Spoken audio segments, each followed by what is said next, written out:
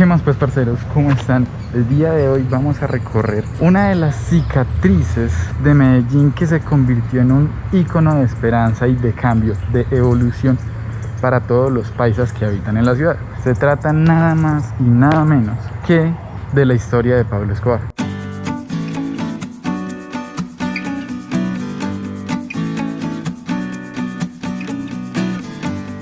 Pablo Escobar ha sido una persona de las más recordadas, tanto por sus buenas acciones como por sus malas acciones. Tanto es así que ha tenido diversas series y películas en diferentes plataformas como Netflix o la famosísima de Caracol que se llamó El Patrón del Mal. Pero estas series no relatan del todo cómo fue la historia de ese señor, o más bien lo que hacen es cambiar un poquito la forma en la que se pueden ver las cosas por el simple hecho de que las plataformas lo que buscan es el rating, y si ellos tienen rating y muchas personas ven lo que hace, pues sencillamente van a volver esto como algo atractivo o divertido a las personas, y no necesariamente tiene que ser así. Este señor murió en el 93, lo que quiere decir que ya lleva más o menos unos 30 años muertos. Su legado sigue vigente en las memorias de las diferentes personas. Unos dicen que fue bueno, otros dicen que fue malo, pero todo depende de la perspectiva y de a quién le pregunte. Obviamente hizo cosas buenas, pero no se puede negar que hizo muchas cosas malas.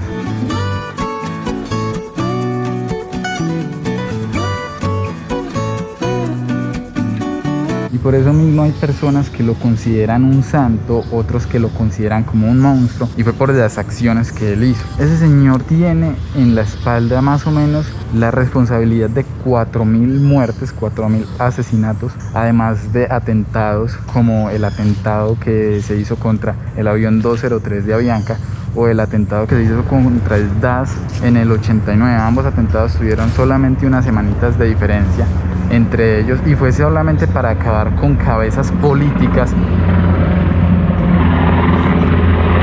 Fue solamente para acabar con cabezas políticas que representaban un obstáculo para él. El DAS era el Departamento Administrativo de Seguridad de Colombia, que realizaba operativos de inteligencia y de contrainteligencia. Obviamente, pues al haber una guerra contra el narcotráfico, él tenía que acabar con los obstáculos que ellos representaban. Y el atentado del avión fue porque ahí viajaba un candidato a presidente. La cosa es que ninguno de los dos atentados tuvo éxito. En el del avión al candidato ya lo habían advertido, por lo que sencillamente pues no estaba ahí y murió un montón de gente inocente. Y en el del DAS la bomba fue tan fuerte que planeaba destruir documentos de inteligencia, pero no logró su objetivo. Sí mató mucha gente, pero no los que él planeaba matar. Básicamente cualquier persona que este señor considerara como una amenaza, al otro día sencillamente pues podía no existir. Y pues eso ya era muy común en el país en esa época de violencia que marcó muchísimo a Colombia. Y pues de las obras malas pues hay infinidad de cosas que se pueden contar. De las horas buenas, este señor fue el que se encargó de sacar un montón de gente, literalmente de un basurero que quedaba en Moravia, y pues las personas que salieron de ese basurero y que pues él fue el que se encargó de llevarlos a un mejor lugar, llamaron el barrio Pablo Escobar. De hecho, en Medellín hay un barrio que se llama Barrio Pablo Escobar y tiene ese nombre, se conoce así.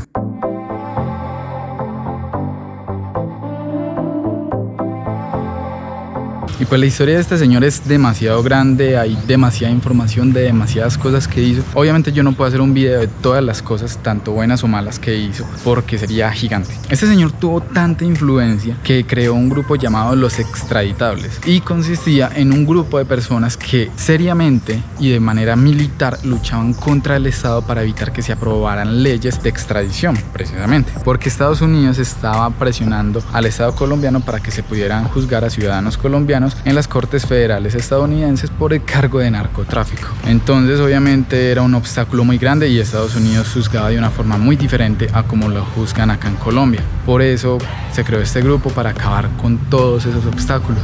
Pero a pesar de esto, los más de 16.000 habitantes de un barrio en Medellín que se conoce como Urbanización Medellín Sin Tugurios, que fue como Pablo Escobar fundó ese lugar, esas personas insisten en llamarlo Barrio Pablo Escobar porque él fue responsable en sacarlos del basurero en el que vivían, y les construyó inicialmente unas 400 casas, que pues ya hoy en día son más de 4.000, y el barrio actualmente ya pues pasó por procesos legales y es reconocido conocido por la ciudad de Medellín como barrio Pablo Escobar. Pero este señor no solamente los dejó a su suerte, él también acostumbraba a llevarles dinero, llevarles medicina y llevarles mercado para mejorar sus condiciones de vida. Estas personas están muy agradecidas con él y no lo ven con los mismos ojos que los ven las demás personas. Las personas suelen escoger la forma en la que quieren ver todo, tanto que incluso hay quienes afirman que todas esas cosas que dicen de Pablo Escobar no son ciertas o sencillamente pues no hay forma de probarlos porque ellos no las vieron. Y pues este señor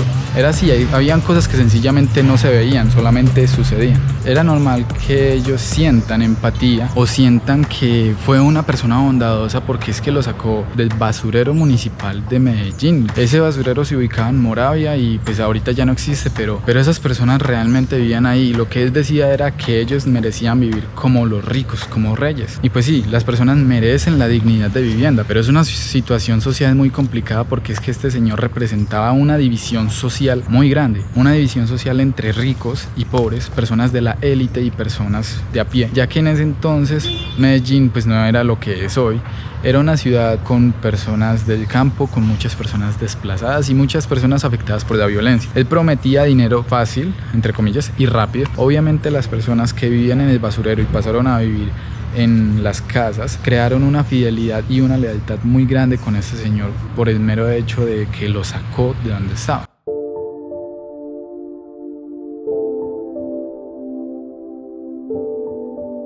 Pues tanto será el impacto que existen narcotours, que llaman, que no son vistos con buenos ojos por la ciudad ni por la alcaldía de Medellín y tampoco por los ciudadanos. Y son narcotours, o tours mejor dicho, que suelen hacer los extranjeros para visitar todo el impacto que tuvo este señor en la ciudad de Medellín. Hay tours que te llevan literalmente por el barrio y te llevan a conocer personas y cosas que él hizo. Y pues la verdad es que esto hace parte de la historia y no se puede negar. Les toca saber conocerlo, reconocerlo y aprender de ello para que no se vuelva a repetir. Este señor fue tan impactante en la vida de las personas que incluso está haciendo que yo hable de él, y es que hay demasiada información. En un solo video no cabe todo lo que se podría hablar de él, de todo lo que pasó, todo lo que hizo. Sencillamente no se puede. Sería un video como de 40 minutos o más, porque nada más podría hablar de lo que encuentre en internet, pero información de él hay mucha. Existe una teoría que se llama los 6 grados de separación, y esta teoría consiste en que entre dos personas desconocidas hay 4 intermediarios, es decir que existen 6 personas en todo el recorrido para conocerse una a otra. Tanto es así que yo he conocido personas por la parte buena y por la parte mala que han sido de un solo grado de separación. Quiere decir que entre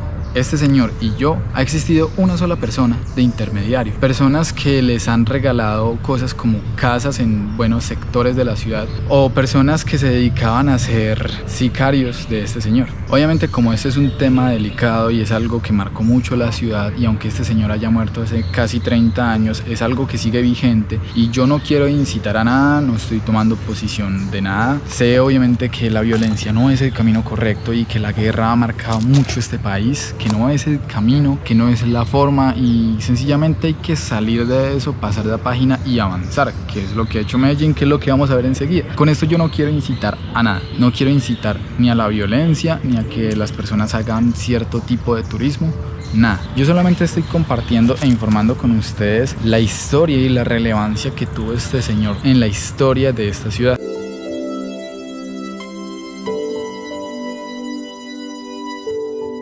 Bueno, y pues este señor tiene dos caras en los habitantes de Medellín. Hay quienes lo ven con buenos ojos o hay quienes lo ven con malos ojos por todo lo que hizo y todo lo que marcó la vida de las personas, porque hizo cosas tanto buenas como malas. No todo es bueno y tampoco todo es malo. Y también hay que entender que las personas que lo ven con caras buenas y se han negado de pronto a pensar un poquito más allá de lo que él hizo por ellos, es porque las personas escogen una cara de las cosas para sentirlas menos pesadas o moralmente más aceptables.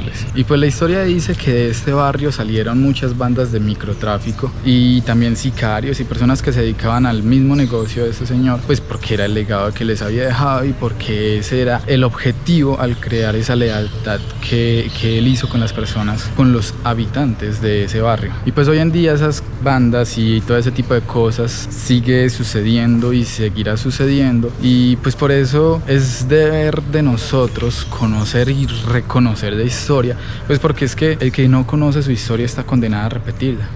y hay que aprender de eso. Y pues este señor utilizó muchas estrategias con las que se ganó la lealtad de los colombianos que servían a él. Y fue porque él tenía ideas tipo Robin Hood, donde el rico era Estados Unidos y los pobres éramos nosotros. Él decía que Estados Unidos era el enemigo y que Colombia no tenía que verse afectada por las cosas que pasaran en la guerra del narcotráfico. Pero al final de cuentas Colombia sí se vio afectada, muy afectada, tanto que la mancha que hay sobre la imagen de Colombia sigue vigente, y es normal que las personas relacionen eso con Colombia, aunque Colombia sea mucho más que eso. Y pues Medellín fue el epicentro de toda esta actividad, tanto así que la alcaldía ha sacado muchas campañas para reconocer que Medellín es mucho más que todo ese episodio de violencia tan maluco que existió en esta ciudad. Y todas las series o películas o reportajes que hay sobre este señor también ayudan a que esa imagen de Pablo Escobar se vea distorsionada, pues porque sencillamente no siempre se muestran las cosas como deben ser. Como les dije ahorita, todo depende del rating y puede ser una imagen peligrosa porque este señor tenía una fuerte lucha contra las autoridades, y una persona que no tenga el contexto adecuado puede ver que las cosas son diferentes y la realidad es aún más diferente. Tanto que el hijo de una de las primeras víctimas de este señor dijo que la decisión de capitalizar la historia de Escobar solo puede entenderse como un triunfo de su legado, y que es más importante ganarse 3 pesos que la conciencia nacional. Y es verdad. Este tipo de imágenes no se puede ver como heroicas, porque sería como ver a Hitler como un héroe, como alguien que hizo mucho o algo muy bueno por Alemania, y pues la verdad es que no, hay que entender que esas cosas no son como nos las quieren hacer ver.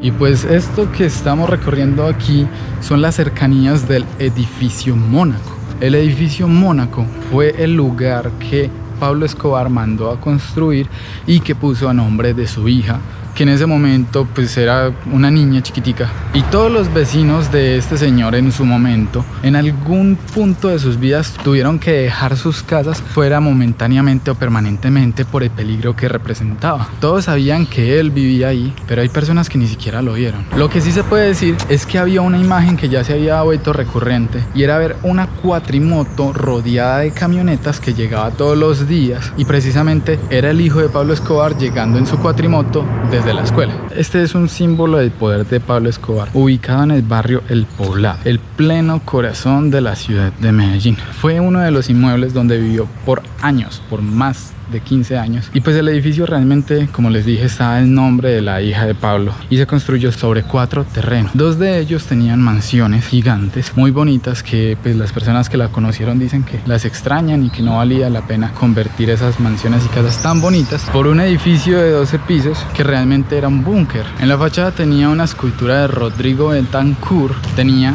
12 apartamentos, 34 parqueaderos, 3 ascensores, de los cuales uno era el que iba al penthouse, que era donde vivía pues este señor y su familia. También tenía 2 piscinas, una privada en los últimos pisos y una pública en los primeros, una cancha de tenis, una caja fuerte del tamaño de una habitación, y además tenía una galería de obras de arte de todo el mundo, de artistas colombianos como internacionales. Tanto era que el primer piso de este edificio era ocupado solamente por el cuerpo de seguridad de este señor, y pues el edificio era una cosa gigante.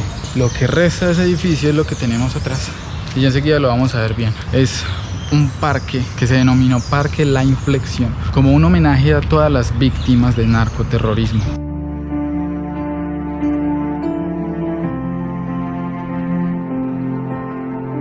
Y pues como todas las personas que viven aquí alrededor vivieron todos esos años de violencia y fueron víctimas de manera muy cercana de todo lo que pasó, prefiero no estar hablando tan duro de este tema, que pues es un tema delicado. Y pues en ese entonces el negocio de este señor estaba siendo disputado por 2 cárteles, que era el cartel de Medellín y el cartel de Cali. El cartel de Cali fue el mismo del que sospecharon del atentado de La Paloma, que queda en la Plaza de San Antonio. Y pues este cartel del que les estoy hablando sí fue el autor del primer carro bomba que se vio en la ciudad de Medellín, y fue precisamente en estas calles, donde dejó muchos muertos, pero el edificio ni se movió. Ese edificio era un búnker. Eventualmente la familia de este señor se fue del edificio y se realizó un proceso de extinción de dominio a la hija, que que cuando en ese entonces no tenía ni siquiera 18 años cumplidos. El edificio después quedó en manos del Consejo Nacional de Estupefacientes y fue destinado a diferentes usos. Se utilizó actividades como para empresas de salud, oficinas de abogados y diferentes usos. También fue la sede del CTI, que tuvieron que irse porque ya los estaban atacando otra vez en el mismo edificio. También intentaron volverlo en una sede de la policía, pero los que vivían acá alrededor no lo permitieron por el peligro que eso representaba para ellos. Al final la estatua gigante negra que había en el frente del edificio se la llevó la policía y la alcaldía ni siquiera preguntó para dónde.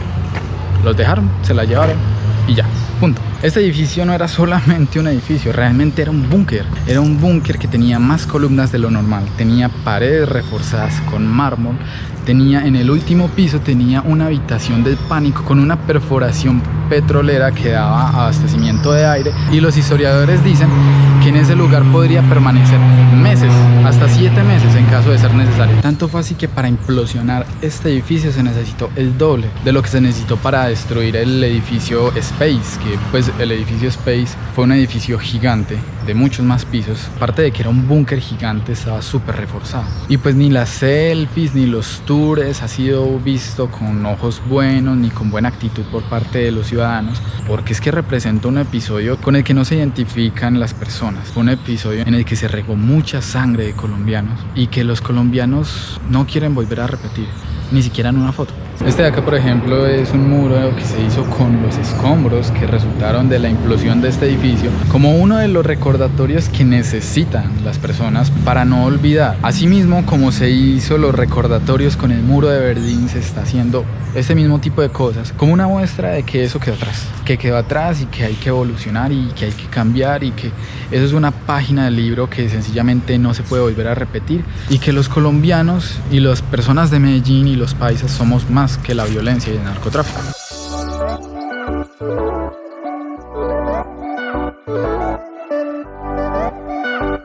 Por eso este lugar ha sido construido como una forma de recordar todo, porque hay que entender que una generación entera vivió una época llena de terrorismo, de bombas, de muerte, de sangre, de balas, de narcotráfico y de drogas, y que eso quedó atrás, pero hay que evolucionar. Yo estoy casi seguro, yo no sé la visión del artista, pero estoy casi seguro que cada uno de estos punticos representa cada una de las 46.000 muertes que dejó la guerra del narcotráfico. Y pues obviamente hay que pasar de página y evolucionar. Medellín ya no es lo mismo de antes, ya no tiene la misma inseguridad de antes. De hecho, es una de las mejores ciudades de Colombia para vivir, y aunque aún hay ladrones, hay peligro, hay inseguridad, hay todo eso que tienen las grandes ciudades, estamos pasando la página de esa oscura época marcada de tantas cosas malas y evolucionando hacia un futuro mejor. Y como muestra de ello, la ciudad decidió convertir todo este lote gigante en donde estaba el edificio Mónaco, demoliéndolo y convirtiéndolo en un parque, como ya les dije, llamado Parque de la Inflexión, donde se exalta la vida, se rechaza la violencia y se honran a las más de 46.000 víctimas del narcotráfico. Esto realmente yo lo veo como algo muy delicado, como algo muy sagrado, donde personas pueden venir a recordar esas épocas tan malucas y entender que eso ya pasó. Y los que no nos tocó vivirlo, podemos entender que eso fue un error en la historia. Eso es algo que no se puede volver a repetir y es algo que toca dejar atrás. También es una muestra de movimiento en la que se entiende que no nos quedamos en el mismo lugar históricamente y que decidimos avanzar, decidimos cambiar, decidimos entender que eso fue algo que quedó marcado en las páginas de los libros de historia de este país, pero que no es algo que tiene que estar con nosotros siempre. Nosotros tenemos que cambiar y el país tiene que cambiar con nosotros. También para hacer entender que Medellín no es solamente eso y que no se quedó atrapado en las épocas en las que solamente era narcotráfico y cosas malas y capos y mafiosos. No, Medellín le apuesta a ganarle a la mala fama que se ganó en esa época, haciendo este tipo de cosas, reconociendo, remarcando que esas cosas nos pasaron, pero que son cosas que ya quedaron atrás, cosas que no nos representan, cosas que nos ayudan a avanzar, a evolucionar y a convertirnos en algo mucho mejor de lo que nosotros éramos antes. Este sencillamente ya es un espacio de reflexión en el que hay que entender que las cosas suceden y que toca aprender de ellas. Sencillamente toca aprender de las cosas malas que suceden. Pero bueno, esto es una parte de una historia muy importante y muy significativa tanto para Colombia como para el continente entero. Pero lo más importante es qué piensan ustedes. Déjenmelo saber acá en los comentarios. Recuerden que tengo redes sociales en las que me pueden seguir: Facebook, Twitter e Instagram. Recuerden también suscribirse, darle like y activar la campanita para que les lleguen las notificaciones. Y antes de irse, un aviso parroquial, que es que voy a abrir mi cuenta de Patreon. Por si alguno de ustedes quiere que yo haga algo en específico o quiere que vaya a algún lugar o hablar de un tema en particular, lo pueden hacer y ya voy a ir viendo qué más puedo aportar a ustedes, a las personas que me quieran apoyar por medio de Patreon. Entonces, ya saben, parceros, nunca olviden su historia, aprendan de ella y crezcan. Adiós.